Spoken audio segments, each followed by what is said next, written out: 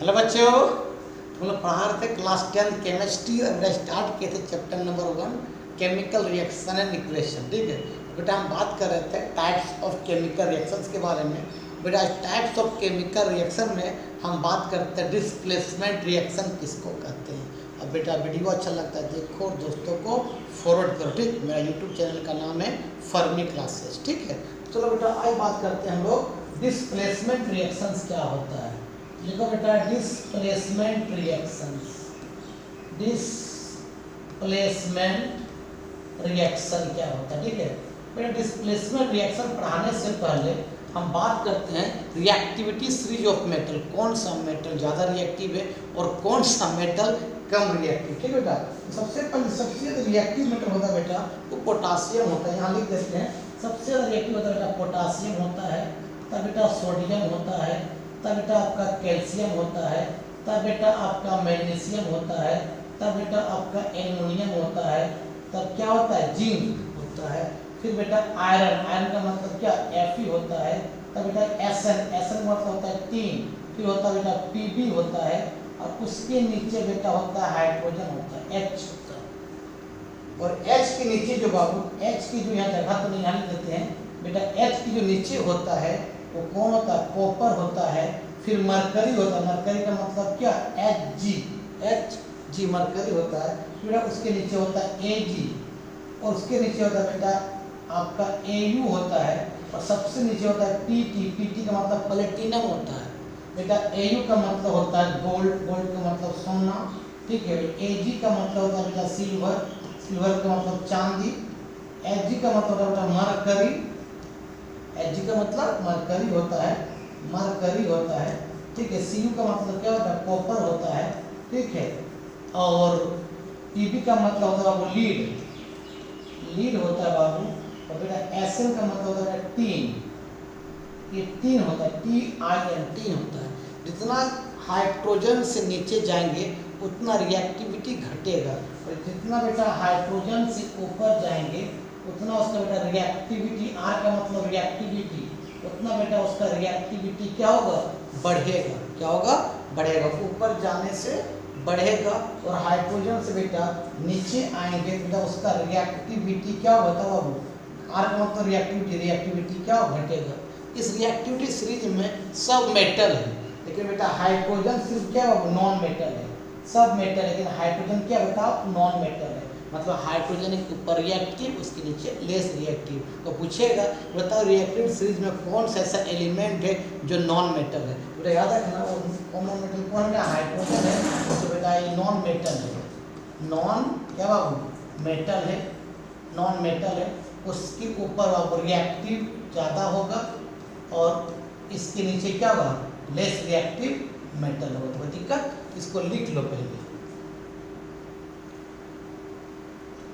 चलो लिख लिया होगा। अब बेटा हम मिटाते हैं, अब बात करते हैं डिस्प्लेसमेंट का डिफाइन। डिस्प्लेसमेंट कहता है बेटा कि reactive metal displaces less reactive metal from its compound. मतलब जो रिएक्टिव मेटल होगा एलिमेंट के फॉर्म में होगा और जो लेस रिएक्टिव मेटल होगा कंपाउंड के फॉर्म में होगा। उस कंपाउंड से क्या करेगा लेस रिएक्टिव को भगाएगा। कौन भगाएगा, रिएक्टिव मेटल भगाएगा। ठीक है, तो डिस्प्लेसमेंट का डिफाइन करो। डिस्प्लेसमेंट रिएक्शंस का डिफाइन लिख देते हैं। डिस्प्लेसमेंट रिएक्शन का डिफाइन लिख देते बेटा। बताओ क्या डिफाइन लिखेंगे कि रिएक्टिव मेटल डिस्प्लेसेस, देखो बेटा displaces less reactive metal, less क्या बाबू reactive metal from its compound. कहाँ से बताओ बाबू फ्रॉम इट्स कंपाउंड तो क्या बोलते हैं बेटा इज कॉल्ड क्या बेटा डिस्प्लेसमेंट रिएक्शन। इसको क्या बोलते हैं बाबू डिस्प्लेसमेंट, बोलो बाबू डिस्प्लेसमेंट रिएक्शंस कहते हैं। ठीक है, इसको डिफाइन लिखो पहले। अब बेटा इसको मिटाते हैं और इसका एग्जांपल देते हैं केमिकल रिएक्शन एग्जांपल। जैसे बाबू मान लेते हैं हमने लिया copper sulphate CuSO4, copper sulphate solution. बेटा इसका जो कलर होता है कॉपर सल्फेट का, आपका बेटा क्या होता है, ब्लू कलर का होता है, ब्लू कलर का होता है। जैसे बेटा इसको जिंक डाल देंगे, क्या डाल देंगे, zinc metal. The zinc metal क्या है, रिएक्टिव मेटल है, हाइड्रोजन से ऊपर है, कॉपर के हाइड्रोजन से नीचे है। ये कॉपर क्या लेस रिएक्टिव है, क्या बताओ लेस रिएक्टिव है। तो ये क्या करेगा बेटा, जिंक क्या करेगा, कॉपर को भगा देगा और बेटा बन जाएगा आपका ZnSO4 जिंक सल्फेट, आपका क्या बन जाएगा, सॉल्यूशन बन जाएगा। और बेटा कॉपर वहाँ से डिस्प्लेस हो जाएगा, कॉपर सॉलिड के फॉर्म में बेटा क्या होगा, डिस्प्लेस, और PPT उसका बन जाएगा। तुमको मालूम है कॉपर का PPT कैसा बनने पड़ता है, रेड ब्राउन। जो कॉपर कैसा होता है, रेड ब्राउन। तो बेटा रेड ब्राउन PPT का मतलब क्या है, प्रेसिपिटेट, नीचे क्या हो जाएगा, बैठ जाएगा, है ना। और जिंक सल्फेट क्या होगा, कलरलेस सॉल्यूशन होता है। तो एक सॉल्यूशन कैसा होता है बाबू, कलरलेस हो जाएगा, कलरलेस क्या है, सॉल्यूशन हो जाएगा। ठीक है, इसको लिखो और हम बताएंगे लैब में कैसे करोगे। लिख लो पहले इसको, रिएक्शन को लिख लो। चलो बाबू लैब में कैसे करोगे ध्यान देना। लैब में क्या करना बाबू, सबसे पहले एक ले लेना, बीकर ले लेना। मान लो बेटा ये बीकर है, बीकर में ये पानी डाल देना, पानी, वाटर H2O, और इसमें डाल दो copper sulphate solution. Copper sulphate आपका ब्लू कलर का होता है। एक्चुअली में इसका फार्मूला होता है CuSO4 × 5H2O। इसका एक और नाम बेटा, एक और नाम है blue vitriol. Blue vitriol, vitriol का मतलब है कलर, इसका मतलब क्या होता है, कलर। और इसका ही नाम है कॉपर सल्फेट। तो कैसा बेटा, ब्लू कलर का होता है, आपका ब्लू सॉल्यूशन होता है। ये B है, BLUE, ब्लू सॉल्यूशन होता है। हमने यहाँ पर डाल देंगे कॉपर सल्फेट, यहाँ डाल देंगे CuSO4 × 5H2O, या डाल दिए। वो भी कंपाउंड के साथ अगर वाटर चिपका रहे डॉट के फॉर्म में, उसको बोलते हैं हाइड्रेटेड, बोलते हैं, बोल सकते हो हाइड्रेटेड कॉपर सल्फेट, मतलब कॉपर सल्फेट में नमी है। डाल देंगे तो ये सॉल्यूशन कैसा हो जाएगा, ब्लू सॉल्यूशन हो जाएगा। इस कैसा हो जाएगा, ब्लू सॉल्यूशन हो जाएगा बेटा। ऐसे जिंक का एक मेटल आता है, यहाँ डाल दो, यहाँ जिंक का ये मेटल है, जिंक का, ये आपका बेटा जिंक का मेटल है, ठीक है। और जिंक को मेटल को डालने के बाद क्या करो, इसको कम से कम बेटा 30 मिनट तक इसको छोड़ दो। तुम देखोगे कि आपका सॉल्यूशन जो धीरे धीरे ब्लू से कलरलेस में कन्वर्ट हो जाएगा। मतलब सॉल्यूशन क्या हो जाएगा, कलरलेस हो जाएगा। रे क्या हो, ये बता लो बाबू, बोलो रे बाबू, क्या हो रहा है सचिन, क्या हो जाएगा, कलरलेस हो जाएगा। किसका, जिंक सल्फेट सॉल्यूशन बन जाएगा बेटा। और नीचे आपका रेड ब्राउन PPT नीचे जम जाएगा।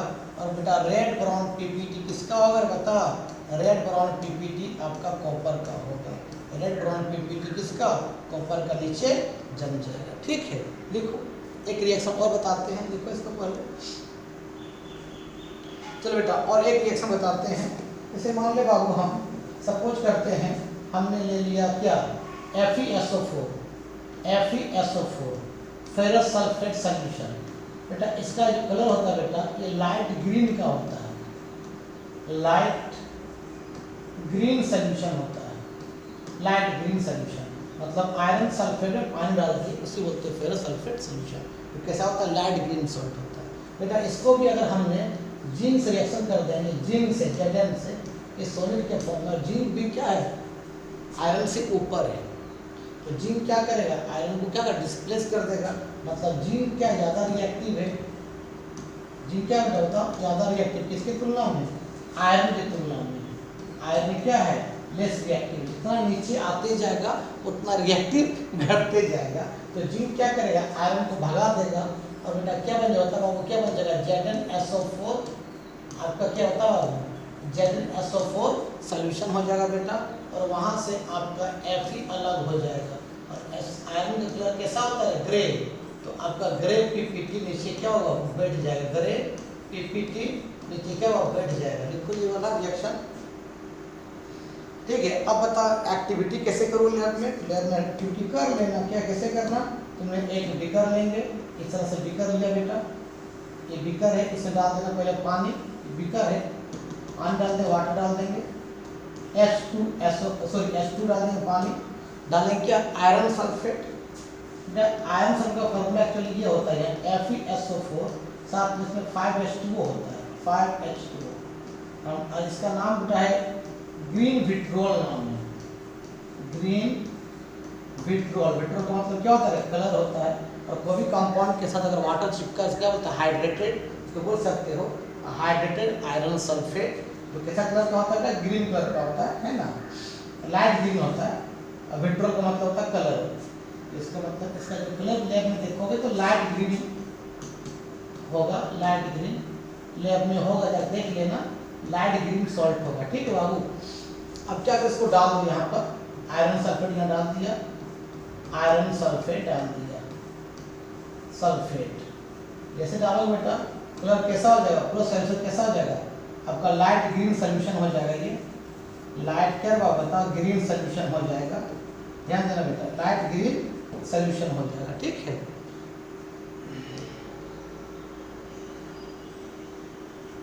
लाइट ग्रीन सॉल्यूशन, लाइट क्या तब ग्रीन सॉल्यूशन हो जाएगा। ठीक है। और यहाँ क्या करो? जिंक का मेटल यहाँ पर डाल दो, जिंक का मेटल है, जेडन मेटल। इसको क्या करो बाबू? 30 मिनट छोड़ देना, 30 मिनट छोड़ दो। जैसे 30 मिनट छोड़ेगा बेटा तुम देखोगे कि सॉल्यूशन धीरे धीरे आपका लाइट ग्रीन से कलरलेस हो जाएगा। ऐसा हो जाएगा बताओ? कलरलेस हो जाएगा। ऐसा हो जाएगा। कलरलेस का मतलब क्या बताओ? जिंक सल्फेट सॉल्यूशन में क्या हो गया? कन्वर्ट हो गया। और तुम नीचे देखोगे आपका लोहा जमने लगेगा यहाँ पर। लोहा कलर कैसा होता है? ग्रे। तो आपका यहाँ क्या बताओ? Grey PPT. क्या बताओ आप? ग्रे पीपीटी बोलो बेटा। पीपीटी का प्रेसिपिटेट नीचे क्या जाए? बैठ जाए, क्योंकि आयरन का जो कलर होता है ग्रे होता है। इसको एक्टिविटी लैब में कर सकते हो। चलो अब बेटा हम बात करते हैं डिस्प्लेसमेंट रिएक्शन। दो तरह का होता है। एक होता है बेटा डिस्प्लेसमेंट रिएक्शन, बेटा दो तरह का होता है। डिस्प्लेसमेंट रिएक्शन बेटा, डिस्प्लेसमेंट रिएक्शन जो होता है बेटा वो दो तरह का होता है बेटा। एक होता है मेटल डिस्प्लेसमेंट रिएक्शन। क्या होता है बेटा? बता रहा हूँ। एक होता है मेटल डिस्प्लेसमेंट रिएक्शन होता है बेटा, मेटल डिस्प्लेसमेंट रिएक्शन होता है बाबू। ठीक है। और बेटा एक होता है नॉन मेटल डिस्प्लेसमेंट रिएक्शन। ठीक है बाबू। दूसरा होता है बेटा नॉन मेटल डिस्प्लेसमेंट रिएक्शन। बेटा नॉन, बोलो रे बाबू, बोलो रे बाबू, नॉन मेटल क्या बेटा? Displacement reaction. Non metal displacement reaction होता है। तो अभी तक जो बता रहे थे वो बता रहे थे किसके बारे में? मेटल डिस्प्लेसमेंट रिएक्शन के बारे में, कि रिएक्टिव मेटल अगर लेस रिएक्टिव मेटल को भगाता है उसको बोलते हैं मेटल डिस्प्लेसमेंट रिएक्शन। बेटा नॉन मेटल डिस्प्लेसमेंट रिएक्शन होगा कि कोई reactive metal less non metal को भगाएगा। तो लेस नॉन मेटल कौन है? हाइड्रोजन है। हाइड्रोजन बेटा हमने बताया कि हाइड्रोजन के ऊपर सब रिएक्टिव मेटल है और हाइड्रोजन में सब क्या? Less reactive metal. तो हाइड्रोजन कौन भगा पाएगा रे? इसके ऊपर वाला, इसके नीचे वाला तो भागा नहीं पाएगा। तो बेटा नॉन मेटल डिस्प्लेसमेंट रिएक्शन कहलाता है कि कोई मेटल लेस नॉन मेटल को भगाएगा कोई भी रिएक्शन से, तो या कोई भी कंपाउंड से, तो उसको बोलते हैं नॉन मेटल डिस्प्लेसमेंट रिएक्शन। तो यह नॉन मेटल कौन होगा? हाइड्रोजन सिर्फ होगा। मतलब कोई रिएक्टिव मेटल अगर हाइड्रोजन को भगाएगा कोई भी कंपाउंड से, कोई भी मॉलिक्यूल से, तो इसको क्या बोलते हैं? नॉन मेटल डिस्प्लेसमेंट रिएक्शन कहते हैं। बताते हैं, फिर इसको लिख लो। चलो बाबू इसको लिख लो पहले। चलो क्या बताते हैं इसका एग्जाम्पल, इसको एग्जाम्पल बताते हैं बेटा। इसे मान लेते हैं नॉन मेटल क्या बेटा होता है? डिस्प्लेसमेंट, बोलो बाबू, नॉन मेटल क्या बेटा? डिस्प्लेसमेंट रिएक्शन का एग्जाम्पल बताते हैं बेटा। इसे मान लेते हैं हमने लिया HCl, हाइड्रोक्लोरिक एसिड। किस फॉर्म बताओ बाबू? एक्वस के फॉर्म में। इसे किसे करवा दिया? सोडियम से। तो सोडियम क्या है? मेटल है और हाइड्रोजन से ऊपर है। तो ये आपका बेटा क्या है? रिएक्टिव मेटल है। ये क्या बेटा बता रहे बाबू? ये रिएक्टिव मेटल है। अब बेटा हाइड्रोजन क्या है? लेस रिएक्टिव क्या है? ये लेस रिएक्टिव क्या है? नॉन मेटल है। नॉन मेटल तुमको मालूम है रिएक्टिव सिर्फ हाइड्रोजन है क्या है? नॉन मेटल है। तो रिएक्टिव मेटल जब लेस रिएक्टिव नॉन मेटल को भगाएगा कोई भी मॉलिक्यूल से, तो उसको बोलते हैं नॉन मेटल डिस्प्लेसमेंट रिएक्शन। और नॉन मेटल से कौन होगा? हाइड्रोजन होगा।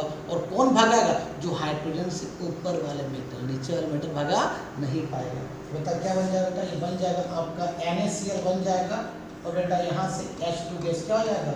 बाहर निकल जाएगा। तो मालूम बेटा H2 गैस का साउंड कैसा आता है बेटा? आपका पॉप साउंड होता है। इसको बैलेंस कर लो तो ये Na1 Cl H2 यहाँ 2 को हो गया ना, तो क्या कर दो? हाफ H2 कर दो, बैलेंस हो गया।